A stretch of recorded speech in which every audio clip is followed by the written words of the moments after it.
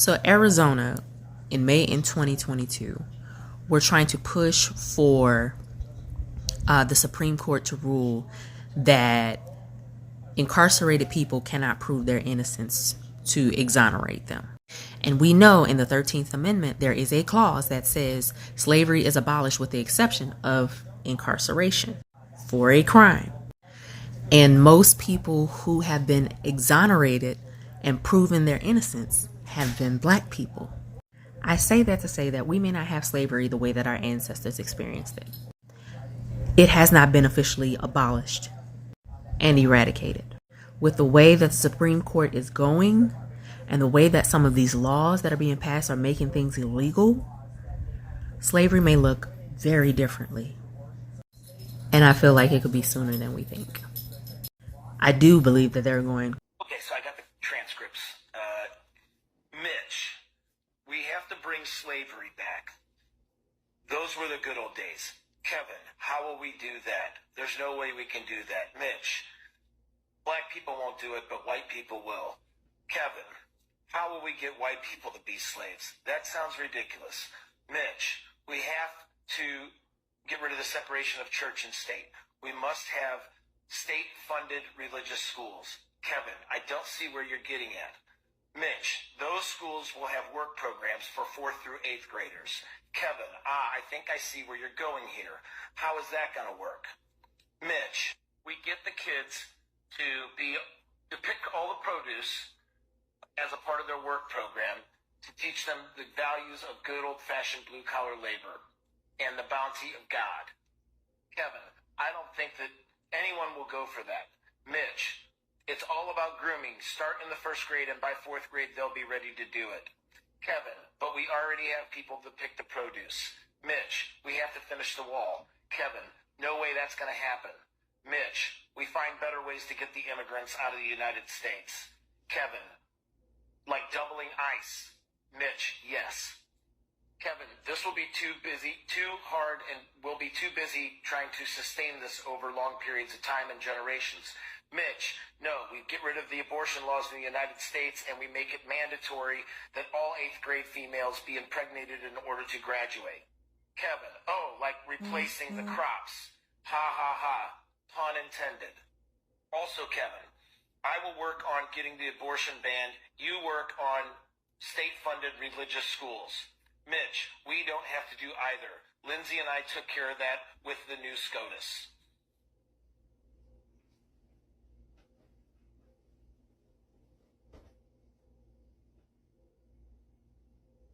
Hello, brothers and sisters. Now, they are trying to threaten black people with slavery. Now, they have tried everything they can. They have tried to intimidate the black community, but it has failed. The only remaining thing is for them to bring back segregation and slavery. Let's watch this video, then have a really quick discussion at the end of it. Thank you so much. Yes, literally. Everything ties back to slavery in this country because it was built off of slavery. Like slavery was embedded into the fabrics of American society.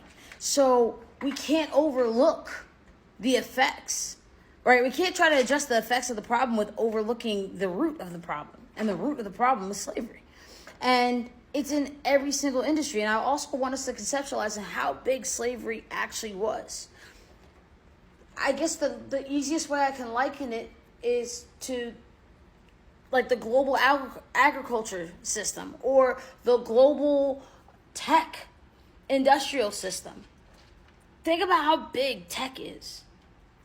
Think about how big tech is or how big agriculture is. Like the reason why we saw an increase in grain and wheat and all of those products increase, the reason we saw that is because Russia and Ukraine have like a serious hold, like a 30% market hold on grain globally. And so if you just so happen to dismantle a system here, it inadvertently is going to affect you elsewhere. That's what synchronicities are. It's, yes, you don't have to directly be impacted, but you can indirectly be impacted, and it's just as bad. So when we look at how slavery, like the removal of slavery and the rights being granted to formerly enslaved persons. Well, how did that have a devastating and crippling effect on our economy? Well, we saw the creation of the black codes, which then eventually evolved into Jim Crow. And then from there, we saw the need for mass migration. So that's where Ellis Island became like this major stronghold. And it was the idea of the American dream, because you had to sell people on that. You had to sell them on opportunity, which is where they came up with the concept of the American dream and the Industrial Revolution. That really created the mechanized movement. So, and then you started seeing like the vehicle, the automobile come about, and how Henry Ford, although he was not the first one who created the vehicle, he was the one that created the assembly line and mass production. And you needed people, you needed bodies to do that, and you no longer had free labor. And so they were going to exploit as much as they possibly could from a eager and willing migrant class. Here's the issue, is they were not willing to accept the conditions that Black Americans were forced to endure. They were not willing to do that at all. They were not willing to do that. And as a result, that's where you start to see collective bargaining, the rise of unions, which then led to the rise of human resources, because companies saw, hey, you know, it might be a bit cheaper if we internalize these processes, and this way we get to have a say-so on how we actually enforce this stuff. But there was also laws that were being passed, the Fair Labor Standards Act. Those laws were being passed, and so it was forcing these companies, these major conglomerates like Rockefeller, to actually participate in a system that he was intentionally trying to dismantle. Now, I also want to touch on the fact that, like, these conglomerates, like Rockefeller and Ford, they're the ones that's responsible for the modern day education system. There's a reason why we have, like, kids go to school the same time that we go to work. And that there's a bell that's rung, and our system, our structure is set up the same way. Essentially, it's to create the best factory worker, the person who doesn't ask any questions, the person who shows up, does what they're supposed to do, and goes where they're supposed to be. And there you go, they're not a problem. The ones who can't conform to it become problematic. And so we used to weed them out and easily imprison them, which is why there is a school to prison pipeline, but that existed prior to the crack epidemic. But I mean, like, all of this stuff is like entrenched within one another, all of it. Like, and it's so crazy. If you were to just pull the thread and actually see all of the other connecting points, you'd see that it always goes back to slavery. Always. Bring me to native talk. Here, take the peace pipe. Her name's Penelope Cruz. A lot of our history has been erased on purpose. And when you think of slavery, you think of the African slave trade. But did you know that we were slaves for 100 years longer than Black people? And 100 years prior? And slavery supposedly ended in 1865 for Black people. But there were reports of native slaves up into the 1920s. I said 1920s. This video is not Oppression Olympics, Black people versus natives. Don't do that. But we were slaves for 100 years longer than Black people, and they just swept that shit under the rug. You are a descendant of slaves.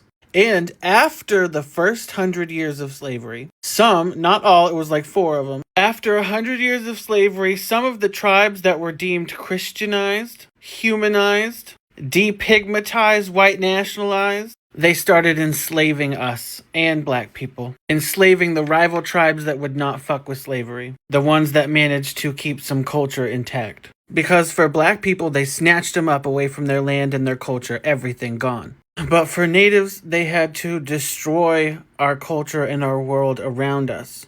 And Black people were seen as American citizens before we were, because reservations were a form of segregation. We were considered to be not a part of America, which is why we have our own separate tribal governments, our own identification cards. Because, mama, we fought slavery for hundreds of years. But the reality is that no Black person and no Native person, no Indigenous person in America was ever truly free until the Civil Rights Act. Or maybe it was the Voting Act. Lyndon Johnson, or maybe both. Google that shit. And I don't know how to verbalize this in any better way because this is Kush, but the story of slavery does not belong solely to black people, and the oppression that black people face will not end unless Native oppression also ends, and vice versa. Even if most people aren't educated on it, our story and trauma is intrinsically connected, and we need to be working together. Like they had the Black Panthers, we should have had the Black Bear, the Black Horse or some shit. Girl, I don't know. You feel what I mean. But you're a descendant of slaves. And some of you are even descendant of slaves who then went on to own slaves. I don't want to start any drama, but one of those slave-owning tribes was the Cherokee. You didn't hear it from me. Slavery in America was not some abstract sin we can tidy up with footnotes and cartoons. It was a daily terror, a system built on the breaking of human beings until they were stripped of name, lineage, and hope. To be enslaved was to live every waking moment under the threat of violence so casual it was indistinguishable from the weather. A whip split your back for moving too slowly, a lash fell for daring to look a man in the eye. A child was sold away from his mother as easily as a mule, and the screams that followed were drowned out by the auctioneer's call for bids. There is no softening this. There is no clever spin that makes bondage preferable. It was a theft of life day after day for generations. Enslaved men and women were forced into fields before dawn, bending their bodies until their backs were warped, until their hands bled and toughened into knots of scar tissue. They harvested cotton in the heat of Mississippi summers, and rice and swamps and tobacco that clung to their lungs like poison. They were denied shoes and medicine, denied even their own names, whipped for praying, whipped for speaking their mother tongue, whipped for showing the smallest flicker of resistance in their eyes. The women endured an additional hell. They were prey in their own cabins, subject to the whims of these masters. Rape was not an aberration, but an institution, a weapon used to produce more property children born already enslaved. Their fate sealed at birth. Husbands stood powerless. Wives endured silently or fought and suffered worse. Daughters learned too soon that they had no protection. Every intimacy was violated. Every relationship was shadowed by the knowledge that it could be destroyed in an instant by a sales slip or an owner's desire. And yet still they carved out humanity where none was allowed. They sang spirituals in fields and carried codes for escape. They wove African rhythms into new songs that would one day give birth to the blues and gospel and jazz. They whispered stories at night to their children so that memory could outlive the overseer's lash. And they built resistance in the quiet and sometimes in fire and flight, reminding the world that no chain can fully hold the human spirit. There is no pain in this world like the scream of a mother watching her child carried off to the auction block. If you can imagine it, the sun beating down on the courthouse square, men in waistcoats laughing and tallying their bids, and in the middle of it all, a child pulled from the arms that bore them. Small hands reaching, a voice breaking, his mother collapsing as strangers drag away her baby. That child will never see her face again. He will be raised by those who see him as nothing more than labor and profit and property, and she will wake every morning for the rest of her life, still aching for the child she can no longer feed, her soul clawing at a void that can never be filled. And this was not rare. This was not an accident. This was the machinery of American slavery. Families were currency. Husbands were sold away from wives. Children sold away from both. Brothers and sisters scattered to the winds, and the ones left behind were forced to keep working in the fields while their hearts broke in silence. The masters called it business, but the enslaved called it hell. And when someone smugly says that slavery was better than being killed, ask them to answer this. Would you tell a mother that her child's sale was preferable to death? Would you look into the eyes of a father who watched his daughter dragged off into the arms of a leering master and say, at least she's alive? What kind of life is that? What kind of man calls that survival? And death is final, but it is honest. And slavery was a slow-motion death, a tearing apart of families, of dignity, of soul, spread out over decades. It was the theft of generations. To say that such a fate was somehow a mercy is to speak with the voice of a slaver, not a free man. But we are not numb. So remember the ships where black bodies lay chained in darkness, unable to move, suffocating in the stench of their own survival. Remember the branding irons pressed to flesh, the iron collars that cut into throats, and the runaway notices nailed to courthouse doors as though men and women were livestock. Remember lynchings staged as town carnivals, postcards of black men hanging from trees passed around like trophies. Remember Tulsa and Rosewood and Elaine, Arkansas, and the burning of futures that dared to bloom. This is the inheritance of slavery, and no cartoon will ever wash it clean. Defiance till death. Because Africans were familiar with slavery, but you were indentured, you were enslaved to work on a pyramid, but then you went home. No. They took it to a whole new level. No, not only are you enslaved, but when you have children, they will be enslaved. And when they have children, they will be enslaved. And you will be enslaved, your whole family, for, about 250 years until it's illegal. That had never been created before. So the concept of racism and the most egregious form of slavery is simple insanity. How another human being can come up with something like that and sustain it for centuries is a clear sign of insanity. I have come to the conclusion as a 70-year-old black man living in America, we cannot fix white people. We haven't been able to fix them in 400 years. We cannot fix them. White people must fix white people. This is what Toni Morrison said. Y'all got to fix yourself. We can't fix you. We have failed. You got to fix you. But we can fix ourselves. That's the most important thing. We can undo over time some of the damage done to us by their insanity. And we are damaged goods. I don't have to explain that to you, right? Just look at our behavior. So we are damaged goods, and we need to work on us. We can fix us. In fact, white folks are not going to fix us. Do you understand that? They haven't in 400 years. Who are white folks going to fix? White folks. Asians are going to fix Asians. East Indians are working on East Indians. They ain't working on you, right? Arabs are working on Arabs. Our Jewish brothers and sisters are working on their issues and their people. That's who they should be working on. So they're not going to fix us. I have a good white friend who said to me, George, I know what black people's problem is. I said, oh, really, Bob? What is black people's problem? He said, you spend all of your time thinking about us, and we don't spend any of our time thinking about you. So, George, if you're not thinking about you, and we damn sure ain't thinking about you, who's thinking about you?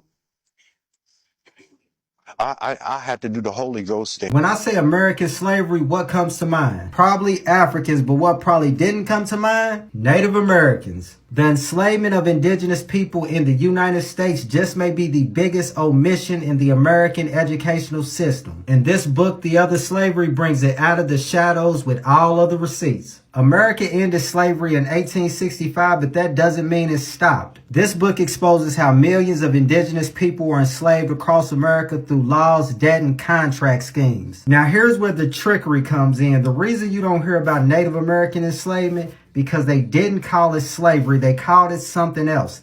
Debt peonage. Or indentured servitude. And they wasn't on plantations in cotton fields. They was in the mines. Why this book matters? Because if we only recognize one form of slavery, we miss how exploitation keeps changing outfits. After you read this book, you will understand that America just doesn't have one form of slavery to contend with. It was two. And we can't begin to really have that conversation about what happened to the Native Americans until people start getting informed. Grab you a copy in the TikTok shop. Peace. Well, it was only a matter of time before this shit started.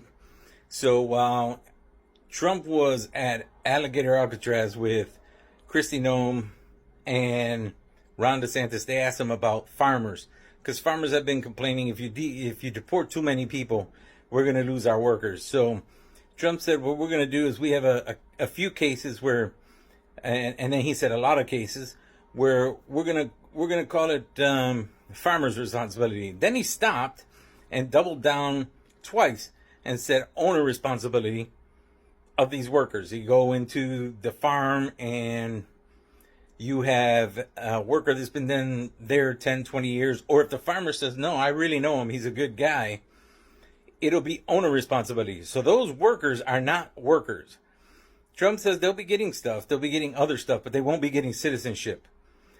But no, they won't be getting citizenship because they won't be workers, they'll be property. So all the years that they try to get rid of slavery, and this motherfucker right on TV, said owner responsibility. For the people who want a source, because I know there's gonna be people who are gonna come in here and say you're full of shit. Guess what?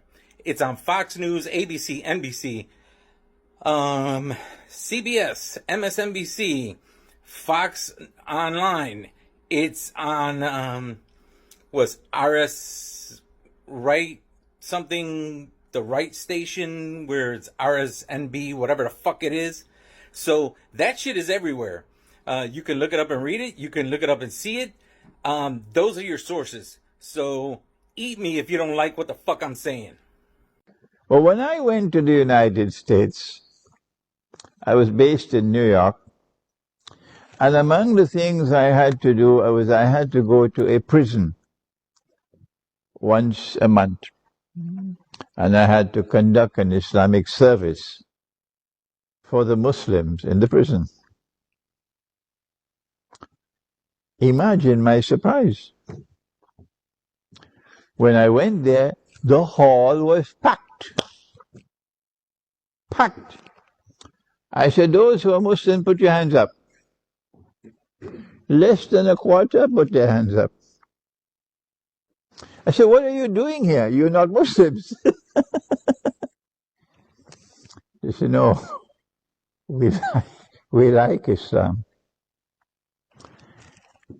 When I went to this prison, I got a rude shock. I said, I thought slavery had ended. But when I come to the prison, I see all the prisoners are black and all the police officers are white. I said, really? I thought slavery ended. I thought slavery ended. No, slavery hasn't ended. And every time I went to the prison, someone would take the Shahada. They love the religion of Islam. When I go to the women's section, I ask, put your hands up, all those who are Muslim. Nobody? I said, what are you doing here? I said, we like this religion. We like this religion. Because your men respect your women. And our men don't respect our women. That's why we're here. And then when I lived in the United States, I found that those who were slaves yesterday are still slaves in the economic system. They are poor, and they will remain permanently poor. And the slave master is still rich, and will remain permanently rich. And so this is oppression. Slavery has not ended. This is going to be a very interesting video. Ironically, this is the post that made you behave this way. They need to implement intersectionality in all schools. Rich white people have rich privilege and white privilege. Poor white people still have white privilege. Just because you're broken white does not mean that you don't have white privilege. Especially in terms of America, white people were never, ever discriminated against for being white. In fact, there were certain groups of white people that were discriminated against for not being white enough, like the Irish, Jewish people, Italian people. But like, here's where this really gets interesting. Weaponizing your disability in order to make black people feel as though white privilege does not exist just because you're disabled. I understand I have privileges because I am cis het. I do not have privileges because of my race. You do because you are white. Again, this is ironic because you have proven my point. Reverse racism, not real. Reverse sexism, not real. Reverse ableism, not real. Losing your physical disability in order to defend their human supremacies, limbo low. What white people have to understand is when discussing race, we're not asking for your opinion on blackness. Nobody asks for your little 2 cents about how the oppressed is handling oppression. Because for some reason, white people don't want to talk about whiteness. They want to talk about blackness. They want to talk about black on black crime, but they never want to talk about the school to prison pipeline. They always want to talk about the use of the N-word and how destructive it is, but they never want to talk about the system that treats them like one is far worse than being called one. You don't get to tell me I need to stop playing victim when things are still happening to me. And you're not impressing anybody by saying you don't see color. Furthermore, I'm gonna need y'all to stop running that Morgan Freeman statement into the ground. Simply not talking about racism will not fix racism. He was dead wrong. But let's entertain it. Let's live with it. Let's say we stop talking about racism right now. Let's see, I still got to deal with modern redlining, racist lending practices. I still got to deal with over-policing. Black men are still overrepresented in the penal system, in arrests and in exonerations. Then we still got to deal with race medicine, which allows doctors the recourse to underserve and just about neglect black patients. And that's just off the top of my head. And not one time did I mention slavery. Nobody's asking white people to take accountability for slavery. That's not what we're talking about. That's not possible. We don't even want y'all to understand oppression from our perspective. Again, that is not possible. All we want white people to do is to finally put up. I may lose my little bit of following, but it's okay because Trump is trying to bring back segregation and I have to pick a side, so I choose mine. I have a few rules that we need to implement this time because last time y'all didn't play fair, but we got some new rules that we need to implement and I'm here to show you. Starting strong at number 1, I'm so sorry to tell you this, but all invites to the cookout have been revoked effective immediately. Cookout is one of the most sacred events that black people have, and some of y'all been getting invited, and I told y'all that they can't be invited, but it's okay. We're going to go ahead and revoke all access to all cookouts nationwide. No more access to cookouts. I'm so sorry to tell you. I know this is going to hurt, but I have to go ahead and do it. We're taking back all of our language. Yes, all of our ebonics, our AAVE, we're taking it back. So no more yes. No more sis and spill that tea and clot that tea. It's gone. That's a wrap. Next on the list is the black style. As you can see, black people have their own specific style. It's our own thing, our own way of doing stuff. And y'all have been getting it and y'all have been taking it. And I don't understand why. If y'all really don't care for us like that, I don't know why y'all want to be like us. So we're going to go ahead and take back our style. Just go ahead and pluck that. Thank you so much. The style taken back. Goodbye. Lastly, we're going to be taking back our style of dance. Because as you can see, we do have a very specific style of dance. We do it in a very specific way. And you guys have been trying to take it for a long time. But you know what? We're going to go ahead and take that back. I'm so sorry. We're going to go ahead and take our dance style back because you guys have just been taking enough from us. I know this is going to be hard for everybody to hear. But at the end of the day, we have to do what's best for our own groups. So, you know, these are the things that we have to do. Just what the president has decided to implement. So, good luck. Do it. Hello, brothers and sisters. Now, I do really hope you're all doing fine from wherever you are watching me from. Now, we are seeing they're trying to threaten black people with slavery. And we actually know that they have been using this trick and these threats for a very long time. Now, we all know that black people have been through a lot, and they have lived for 400 years in slavery and segregation. What else can you bring to threaten these same people? Now, you've probably seen this video, the viral video that is going out here by this white senator. He comes out and is trying to call out so that blacks could be taken back to the farms and slavery could be brought back to the US. But my question is that serving as a threat or a warning to the black people?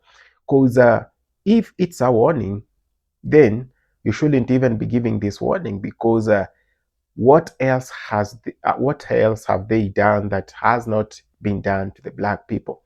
And if it's a threat, you better sit back with your threats and watch your mouth very careful, because you are talking to a group of people that you failed to pay for reparations.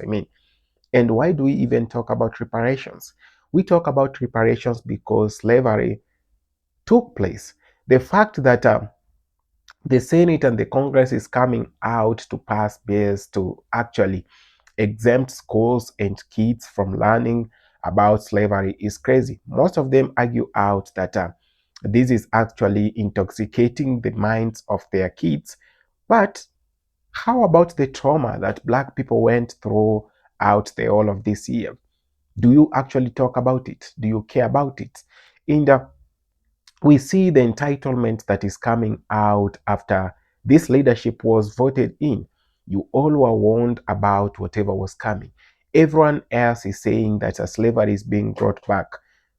And do you know who else is scared of this? Yes, the same people that want to bring slavery. They are doing it because they have failed terribly to manage the Black people as they thought. You know, they wanted really bad to get control of the Black people. I did a video talking about the dominance and the Black excellence of the Black community. And in the particular video, you should go watch it. We were talking about how people are frustrated with the fact that they can no longer control the Black excellence. They cannot control the Black money and the Black wealth, you know, and this is a very big thing to them. You've probably been seeing a lot of Black people making it in the US.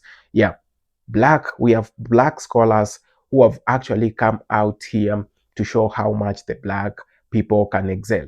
We have Black athletes, we have Black people in sport, we have Black people in businesses, and we have Black people in all these aspects. And including, we have Black people in politics who are doing very well. And this is not what they intended. This is not what they expected for a very long time. So this acts as a shocker to them. And whenever these things go down, they are not happy. And that's why you always see them talking with a lot of frustrations, coming out here and telling the jokes. Yes, the jokes. And they are meant to comic, or they are meant to crack you, but in another way, they're trying to intimidate the Black community. They are trying as much as they can to come out here and put the show, trying to behave like they love you, they like you, and all these other things. But behind the curtains, there is a lot of things that they are planning against you. Black people have been through a lot, and I keep on saying this: they are the epitome of resilience. But we also need to unite, because these things are coming, and your excellence and how you are doing in life, the fact that you've been keeping quiet when their economy is falling apart, is not sitting well with them. So this is a time for us all to take it and think about it well. Think about unity. Think about us coming together. Yes, build a strong community. I know the system is against it, but we can do it. We've done it before, and we can still do it. I've been talking about the unity of the Black people, not for the first time and not for the last time. I've been talking about this for a very long while. And the reason why I like us talking about this and addressing such like things is because when the Black unity is being discussed, it always disgusts some people. It always brings terror, you know. And when I say it brings terror, it means that they are threatened in a way. They are not okay with us sitting down and talking about things that really matter in our lives. And that's one of the reasons that we need really to unite. That's one of the reasons, because if we divide ourselves on the basis of foundational Black Americans, and African Americans, or the diaspora, you see, we have so many categories to talk about. And the fact that the oppressors always been united, the oppressors always acted as one, right from the UK to the other parts of the US and the Americas. They are the same. But we, the Black people, have failed in a way to unite. We always want to associate ourselves with where we come from or whatever we believe in, rather than associating or uniting for a common cause. The other day, we were seeing Somalis coming out here saying, "Ain't Black, I'm Somali, ain't this, I'm Dominican," you know. It is not bad to recognize yourself with your ethnicity, but just remember, in case of a problem, who do you need to stand with you? They have been acknowledging themselves and recognizing themselves as Arabs. When they had a problem, Arabs disowned them.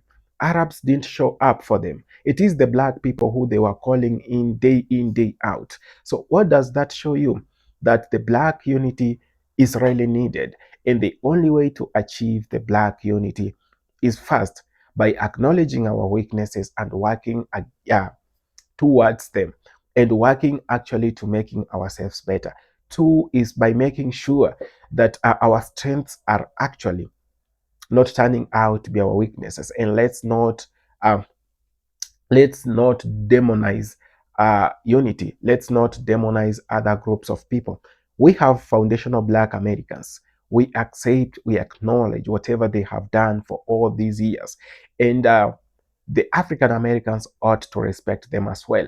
But we all need the foundational black Americans and the African Americans on one side, so that when they bring this slavery, when they bring this segregation they always talk about, it gets us prepared, and we might not be defeated anymore. We can't go back to where we've been for 400 years. Thank you so much for having taken your time to watch this video. I really appreciate. If it's your first time on this channel, please consider subscribing, sharing, commenting, and liking. See you in our next episode. Adios.